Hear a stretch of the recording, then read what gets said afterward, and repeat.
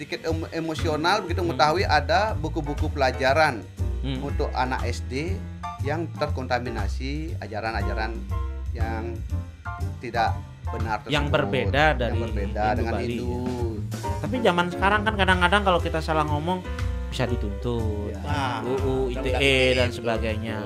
Saya sendiri pernah mengalami dipanggil karena ada yang melaporkan tentang ITE. Oh, pernah ini ya? Pernah saya. Itu Jero Kelor kenapa aman-aman aja itu akunnya? Sakti akunnya. Berarti ini orang IT kayaknya. Atau saya curiga sebenarnya adminnya cukup banyak orang.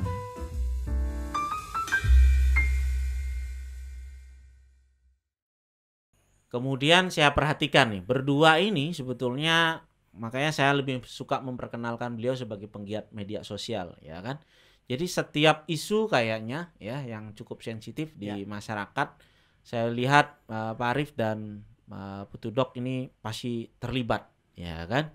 Terlibat entah itu soal ada kemanusiaan, ya kemudian budaya ataupun politik nih, ya kan? Banyak juga yang bilang nih jangan-jangan nih maklar politik nih, atau zaman dulu kan zaman pilkada nih apa maklar suara, ya kan? Gimana Pak? Ada juga yang berprasangka begitu. Berprasangka seperti itu pasti ada, tapi itu saya bantah. Saya seru-seruan di media sosial itu kan untuk menggugah masyarakat kita peduli seperti itu, menggugah masyarakat kita paham tentang politik seperti itu aja sih sebenarnya. Saya tidak berafiliasi dengan politik manapun. Saya netral. Jadi bukan anggota parpol manapun ya, Mas? Anggota parpol manapun tidak, tapi saya simpatisan pendukung. Ya. Jadi tergantung ya. Tergantung siapa yang bagus. Siapa yang bagus, kandidat mana yang bagus, pasti kita dukung seperti itu. Tapi nggak masuk tim sukses ya? Tidak masuk tim sukses. Kasihan deh ya kan. Biasanya kan begitu. Kalau kandidat itu yang paling untung tim sukses. Tim sukses. Jadi kalau kandidatnya kalah, timnya tetap sukses. Tetap sukses seperti itu.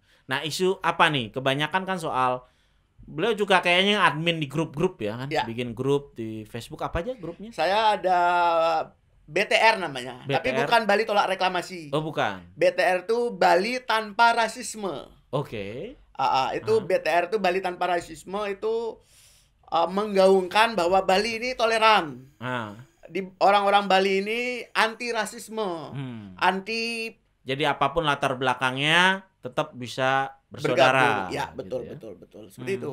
Ada apa sebenarnya Arif dengan isu rasisme? Emang pernah jadi korban rasisme? Kalau rasisme, saya melihat fenomena di media sosial. Kadang-kadang ada seorang tokoh yang bersuara seolah-olah membela Bali, seolah-olah membela Bali, padahal faktanya tidak. Dia bermain rasis, menyerang pendatang, menyerang agama lain dengan balutan halus, dengan balutan halus di pemberitaan media. Nah itu yang kita counter. Terus sebenarnya Arif sendiri sebenarnya orang Bali nggak? Ayah saya tentara. Saya lahir besar di Bali. Itu ayah saya itu tentara dari tahun 60-an itu tugas di Bali. Jadi istilahnya anak kolong. Dari zaman Gubernur Suteja beliau sudah menjadi tentara. Jadi pergolakan tahun 65 itu ayah saya sebagai saksi sejarah. Seperti itu. Jadi bisa digolongkan orang Bali ya? Orang Bali. Walaupun misalnya tidak beragama Hindu, betul, ya, bukan ada darah Bali dan betul. sebagainya, tapi orang Bali. Kan? Betul. Orang Bali bukan bersuku Bali. Nah, orang Bali yang bukan bersuku Bali. Saya cinta Bali. Saya aware sama Bali karena saya lahir besar, sekolah di Bali seperti itu. Jadi wajib mencintai dan membela Bali seperti itu. Gitu ya. Jadi Bali yang kita kenal, ya kan? Betul. Jadi banyak juga orang mau membela Bali padahal bukan suku Bali, ya kan? Ya. Nah, itu yang jauh lebih baik, ya kan? Itu. Nah, isu-isu apa nih yang hangat nih sekarang nih? Kalau Mas Arif nih lagi selain soal Anom Peduli, soal Covid, apa nih yang lagi lagi cukup mendapatkan apa namanya perhatian nih buat Pak Arif? Kalau isu politik mungkin Politik tentang belum kan, pilkada, ya belum kalau pilwali. pilwali mungkin tentang siapa yang akan menjadi calon. Nah, itu aja sih kalau untuk politik. Kalau isu-isu lain mungkin kalau isu Hare Krishna itu saya nggak masuk karena saya maaf saya bukan berkeyakinan Hindu. Jadi kalau saya masuk kan tentu Ya aneh juga. aneh ya, juga. Aneh juga. Ya, bahaya itu kan. Tapi kepentingannya supaya Bali tetap aman. Bali tetap ya kan, aman, gitu kan. budaya Bali tetap ajak. Nah, itu aja sebenarnya. Ya. Nah, Pak Putudok nih.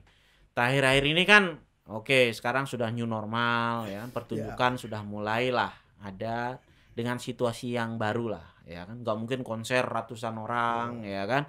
Dan sebagainya. Gimana Putudok melihat perkembangan ini? Terima kasih untuk situasi new normal yang kita lihat di komunitas. Kalau di dunia musik, memang beberapa sahabat sudah bisa mulai pentas, nyanyi, walaupun di warung-warung kecil dulu, di bar kecil, itu mereka terus terang tidak dibayar oleh pemilik warung atau bar, paling dikasih makan. Jadi untuk penghasilnya di mana? Jadi kita edarkan tipping box. Jadi ada tipping box yang keliling ke pengunjung yang menikmati. Ini benar-benar ngamen ya, ini ya. ngamen betul. Jadi dan itu lumayan sih selama ini masih bisa membantu mereka. Ya, tapi pun kondisi begini kan masyarakat juga butuh hiburan. Kemudian saat kemarin sedang genting-gentingnya COVID, kita masih bisa juga mengadakan live streaming lewat ya, konser studio. Online ya. Konser online. Konser online. Kita juga buka tipping box secara online. Jadi yang menonton di HP-nya, laptopnya bisa melihat tipping box-nya berapa nomor rekeningnya, silakan. Jadi sebenarnya survival ini bikin kita berevolusi ya. Namanya musisi, kalau sehari mereka tak pegang gitar, alat musiknya itu kaku tangannya. Jadi mereka selalu punya ide-ide kreatif seperti itulah. Jadi live streaming sekarang bisa nyanyi di beberapa warung atau bar tuh dengan sistem tipping box. Iya, tapi itu dilema juga kan. Maksudnya banyak orang nggak paham bahwa musisi ya, orang entertain itu lagi sulit ya kan, karena pekerjaan terhenti. Betul. Tapi banyak orang juga yang mau bikin event amal ya kan, ngundang musisi nggak dibayar lagi. Banyak juga yang ngeluh itu kan. Sebenarnya itu dibayar 2M mereka. Ya, makasih Mas gitu ya. 2M ya. Makasih Mas. Ya. Nah, saya memperhatikan ya akun Putudok Yudana ini kadang-kadang hilang timbul. Nah, maksudnya habis di-share ratusan orang ya, bahkan ribuan orang, habis itu hilang gitu. Sebenarnya apa yang terjadi ini? Oke, untuk di Facebook sebenarnya saya lebih suka humor, menggonyakan, topik-topik yang serius itu enggak begitu suka sebenarnya saya. Tapi ada pernah dalam satu grup kayaknya Bali Semeton Kedean gitu. Ya, forum Kedean Semeton Bali. Semeton Bali. Itu ada tuh De Silva dan kawan. Itu awal satu grup itu kayak di situ tuh, ya kan? Iya, makanya saya suka humor, ikut grup forum Kedean Semeton Lalu, Bali. Lalu gimana nih? Kadang-kadang nyamber untuk satu isu ya kan? Kadang-kadang kita juga bicara isu-isu yang serius seperti kemarin isu Hare Krishna, karena ada buku saya sedikit emosional begitu mengetahui ada buku-buku pelajaran untuk anak SD yang terkontaminasi ajaran-ajaran yang tidak benar tersebut, yang berbeda dengan Bali, Hindu. Ya. Jadi mereka mengkonversi ajarannya ke Hindu. Itu yang membuat saya menulis, menjelaskan duduk permasalahan secara benar menurut saya. Dan itu sudah di-share lebih dari 650 kali. 650. Ya, jadi 650 orang merasa apa yang disajikan oleh Putudok ini benar gitu ya. Belum lagi teman-teman mereka yang ada, teman-teman yang nge-share kan, jadi yang membaca cukup banyak. Entah kenapa, mungkin ada yang merasa tidak senang atau melaporkan ke Facebook sebagai ujaran kebencian, padahal tidak ada ujaran kebencian, tapi karena kompak dilaporkan situ mungkin jadi akun saya diblokir. Itu cukup sering begitu ya? Tidak sering, 2 kali 3 kali. 2 kali 3 kali. Untuk isu yang sama atau berbeda-beda? Oh, berbeda-beda. Ya, dulu kita pernah isu tentang raja-raja, orang-orang yang ngaku raja. Ini kan negara NKRI. Jadi kita mengkonter tentang raja-raja juga diblokir. Nggak ngerti saya. Jadi Putudok ini punya opini ya, dan kita menggunakan kebebasan kita. Tapi zaman sekarang kan kadang-kadang kalau kita salah ngomong bisa dituntut. UU, ITE dan sebagainya. Betul. Apa nggak takut? Kita undang-undang ITE itu memang menakutkan sebenarnya bagi semua orang. Tapi karena ada yang bilang pasal karet. ya pasal karet tergantung. Saya sendiri pernah mengalami dipanggil karena ada yang melaporkan tentang ITE. Oh, pernah ini ya? Pernah saya hadir di Polres Jemberana. Jadi saya hadir sana, saya jelaskan dengan baik maksud tulisan saya seperti ini, ini karena saya tidak paham hukum. Jadi pertanyaan yang sedikit menyulitkan untuk saya jawab. Saya minta bantuan ke teman-teman lawyer dan para sahabat itu saya sangat bersyukur bersedia membantu dengan sukarela. Membantu saya menjelaskan ini, mendampingi saya di pemeriksaan sehingga akhirnya perkara itu selesai. Repot juga itu ya kalau Dengan- sampai dipanggil iya, itu. dengan Kalau happy. saya dipanggil itu stres saya. Ya, Kalau Pak Arif pernah dipanggil dulu? Kalau saya dipanggil pernah menjadi saksi, saya melaporkan. Oh, Pak Arif melaporkan. Tapi Iya. yang dilaporkan bukan Bukan, Putudok. bukan. Melaporkan tokoh FPI lah, Munarman. Oke, ya, Pernah. ya. Seperti Ya, itu. jadi apa namanya? Cukup banyak juga ya yang seperti Banyak. Putudok dan Arif ya, justru di media sosial ya menyampaikan opininya. Sebenarnya tujuannya apa sih sebenarnya? Maksudnya resiko besar ya kan? Apa ingin terkenal? Penghasilan kayaknya enggak ya, nggak ada sponsor Nggak kan? ada Kalau sponsor. kalau di Tidak ada YouTube pesan bisa sponsor, sponsor, kalau di Facebook nggak ada. Betul. Kalau saya sih lebih ke menyuarakan suara hati nurani. Jadi dulu ramai isu Bali tolak reklamasi. Saya ikut dari awal. Sebelum desa adat itu bergerak, saya sudah ikut di teman-teman komunitas yang menolak reklamasi Teluk Benua karena kita memiliki visi dan misi yang sama untuk menjaga alam Bali. Kebetulan saya memiliki atasan saat itu duduk di DPR RI yang mendukung kegiatan tersebut. Jadi kita juga dibantu teman-teman LSM sekarang mengumpul ya kita bergerak dari awal. Desa adat belum bergerak saat itu. Akhirnya kita kumpulkan pendesa adat dan bahkan hadir beberapa sulinggih. Akhirnya di sanalah mulai bangkit desa adat seperti yang dari awal itu yang saya tahu Sidekarya, Sidekarya, Sanur dan akhirnya muncul puluhan desa Akhirnya adat sampai setuju meluas untuk ya, menolak sekarang. sampai sekarang perjuangan itu. Saya merasa itu sudah berhasil Hmm. karena reklamasi Teluk Benua tidak berjalan Ya, sebenarnya. ya, ini unik ya, karena kadang-kala orang bilang masyarakat Bali itu kok ngomong gitu. Nah, orang Bali Ya, asli itu malas lah terlibat. Nah, siapa sih kita ya kan dan sebagainya. Nah, sekarang ada Putudok dan kawan-kawan ya kan yang sebenarnya kalau berpikir seperti itu siapa sih kita gitu. Tapi ternyata apa yang kita suarakan tidak dilihat dari latar belakangnya, tapi benar atau enggak ya kemudian itu menjadi sebuah gerakan ya kan dengan segala risikonya ya. Oke, kalau di media sosial ya buat my friends yang di Bali gitu ya. Kalau di luar kan cukup banyak ya influencer yang kontroversial ya kan. Bahkan ada akun-akun. Zaman dulu ada Pak Trio Macan 2000. Sekarang entah gimana kabarnya ya kan. Kemudian sampai sekarang ada pergosipan Lambe Turah itu nggak tahu ya kan adminnya siapa. Tapi kalau di Bali itu ada Nanang Kelor. Nanang Kelor. Ya kan. Saya pernah diblok deh gara-gara podcast yang duluan ya kan. Betul. Gitu. Saya sih bukan soal kontra atau pro ya, tapi itu fenomena yang luar biasa ya. Akun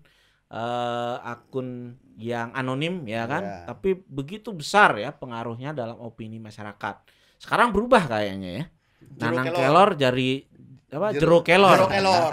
Nah, dan saya beberapa postingan dari mereka gitu ya, Jero Kelor ini sering nih nge-tag ya kan antara Pak Putudok ya kan. Nah, kemudian saya jadi curiga nih. Jangan-jangan Putudok tahu nih siapa sebenarnya Jero. Karena beberapa opininya mirip-mirip nih ya kan. Soal Hari Krishna, soal sebelumnya tuh ada juga ya kan. Soal Raja Nusantara juga Raja Majapahit Raja dan tanda kutip sebagainya. abal-abal. Ya kan isunya sama nih kan. Setiap orang yang sering di-tag itu pasti saya tanya gitu. Sebenarnya Putudok tahu nggak? Atau jangan-jangan Putudok nih yang adminnya Jero Kelor.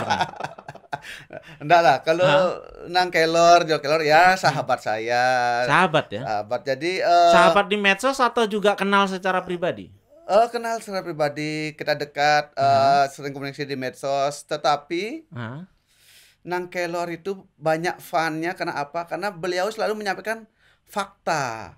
Banyak tulisan Nangkelor itu adalah berupa kebenaran. Jadi datanya kayaknya A1 gitu. Entah gimana mendapatkan data A1 itu ya itu nanti kita Tapi tanyakan ada Nangkelor. loh yang nanya loh, kalau memang fakta terus kenapa harus anonim gitu? Iya. Kenapa nggak berani menunjukkan identitas asli?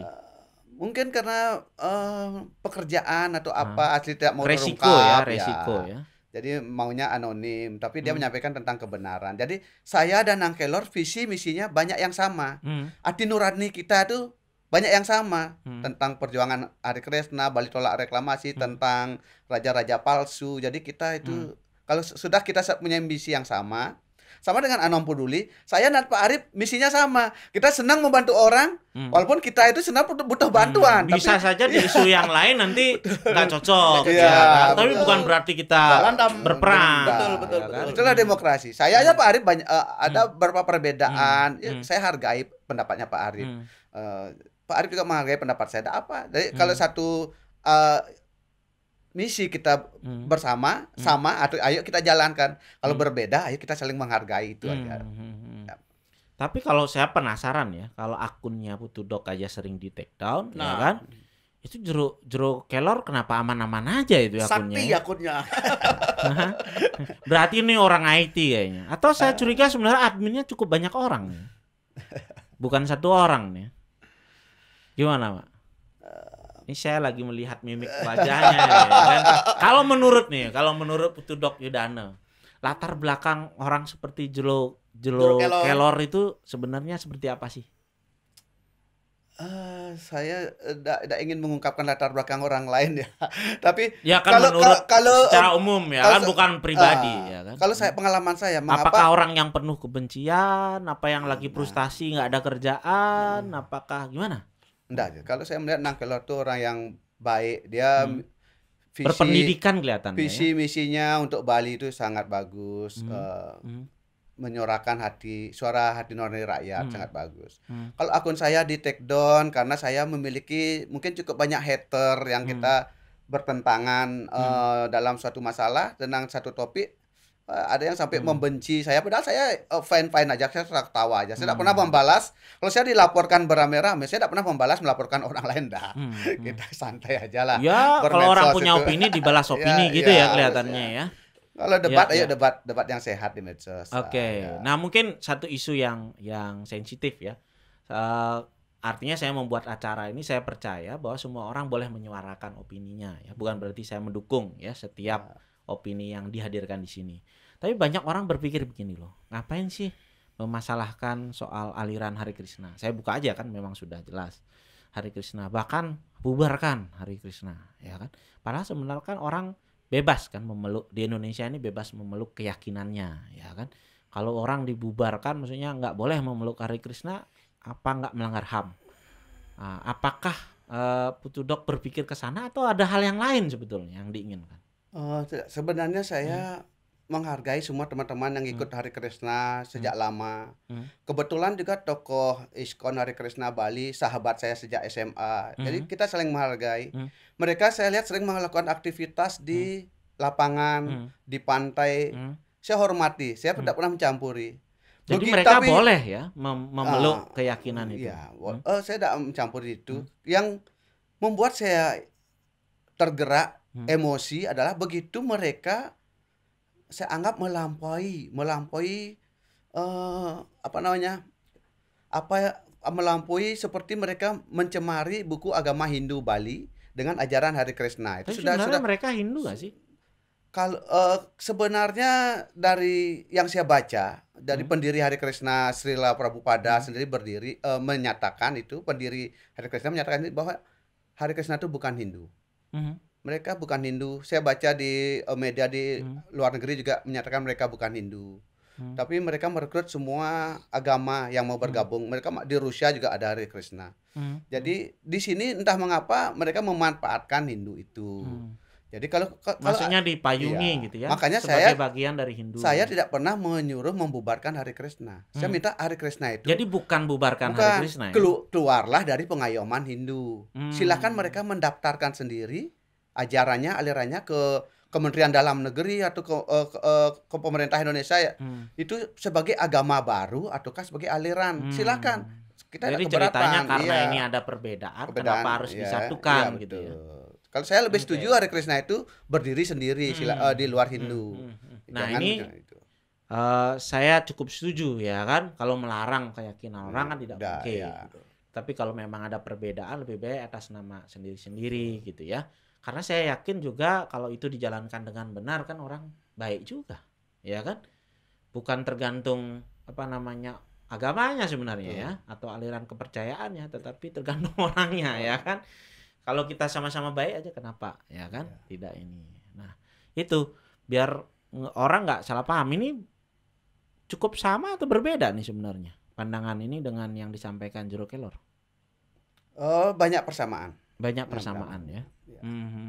Tapi artinya tidak melarang orang untuk Ya. memeluk suatu keyakinan ya kan? Tidak melarang. Tapi kalau memang mereka bukan Hindu ya jangan di bawah pengayoman Hindu. Silahkan bentuk. Kalau misalnya saya juga nggak mau berkeyakinan boleh juga sebenarnya. Sah-sah aja kan. Ya tapi kan di KTP harus ada agamanya. Wah. betul. Ini kita sensitif nih. Ya. Kata orang kalau mau mengubah teman menjadi musuh, dua hal yang perlu dibicarakan. Coba bicarakan politik. Kalau belum jadi musuh, coba bicarakan agama katanya. Mudah-mudahan kita membicarakan dua hal tadi tetapi masih menjadi teman ya kan? Betul. Bisa menjadi kawan gitu.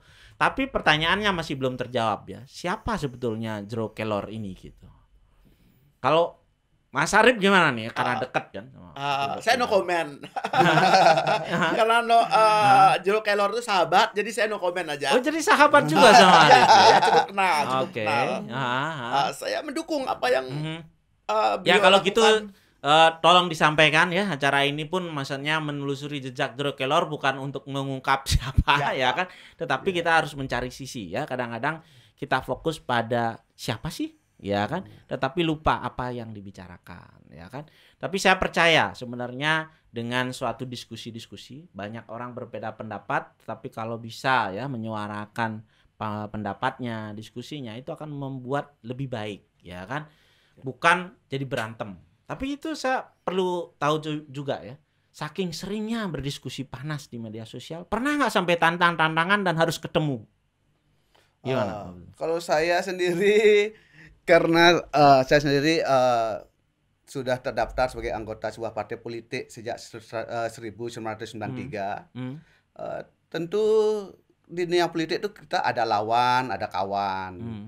Jadi kalau terutama dalam perdebatan menjelang pilkada, pileg apapun, mungkin di Facebook tuh dengan begitu ribuan netizen, apalagi sebuah grup media atau apa yang kita ikutin, di sana latar belakang pendidikan seorang itu berbeda-beda. Ada yang sabar, ada yang cepat emosional lah. Jadi kalau yang emosional sampai Jangan-jangan tantang-tantangan, ini sebenarnya klien-klien saya itu ya. Betul ya. kadang-kadang kita itu juga tidak setiap hari sabar. Kadang-kadang ikut terus terang saya kadang terpancing ikut emosional. Ada yang sampai nantang ketemuan, ayo ketemuan. Saya pernah itu ya. Pernah saya ajak ketemuan di sebuah rumah makan. Dia sendiri yang minta menunjukkan rumah makan, saya datang. Saya bilang ke pegawai rumah makannya, kalau sudah teman saya datang, kalau dia minta bir, makan, minum apapun kasih, tapi semua saya bayar. Begitu datang orangnya, saya suruh silakan kita duduk makan sambil ngobrol, mau diskusi apa, mau ketemu langsung dengan saya, ketemu apa? Enggak, mau ngajak berkelahi. Ini gimana? Oh, jadi maunya ketemu itu kita ngobrol. Maunya pengertian saya ketemuan itu adalah ngobrol bareng. Dan itu sudah beberapa kali terjadi sebelumnya. Saya ketemu dengan teman-teman yang berbeda partai politik, berbeda pandangan itu selalu ngobrol dan makan. Pernah suatu kali kita ketemu, ini malah nantangin ngajak berkelahi. Terus gimana dong? Satu mau ngajak ngobrol, satu ngajak berkelahi. Tentu saya bicarakan baik-baik karena saya datang sendiri. Dia nantang sendiri, saya datang sendiri. Toh ngajak orang makan, minum, ngobrol apa-apa. Tapi yang dia penting bawa uang aja kan. Bawa uang, tapi dia ngajak teman-temannya, enggak apalah. Tapi pernah nggak kita jadi debat panas ya, jadi bertentangan, tapi lama-lama jadi kawan sekarang. Wah, itu sih luar biasa. Sangat-sangat luar biasa pengalaman di bidang itu. Banyak seperti itu. Bahkan saya pernah dilaporkan ke polisi. Wah, sahabat saya sendiri nih. Habis itu lapor solusi, ketemuan, ngobrol. Akhirnya kita sekarang dulu kita berbeda 180 derajat, sekarang kita seperti saudara. Oke. Ya. Jadi bisa juga ya mencari persahabatan dari perdebatan di media sosial. Justru banyak karena di medsos tuh kita terbatas untuk mengetik apa terbatas. Yang kedua mereka tidak kenal watak kita bagaimana sih sebenarnya.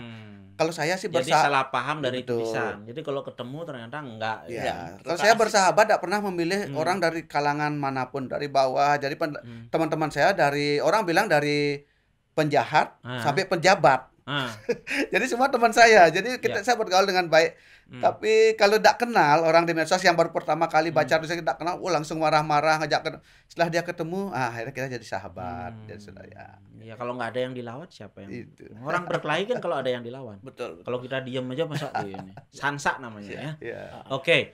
Nah, karena waktu juga ya menarik nih. Kayaknya perlu ada sesi kedua, sesi ketiga ya nantinya ya dengan isu-isu yang lebih akurat. Tapi gini, kami selalu mengajarkan di podcast Gitu Aja, Anda boleh punya pendapat apapun, ya kan? Anda boleh punya pandangan apapun, asal tidak menyakiti orang lain, kita menyuarakan dengan baik, berbeda itu biasa aja gitu. Ya. Buat siapapun yang mempunyai perbedaan pandangan dengan yang hadir sekarang, boleh aja nih.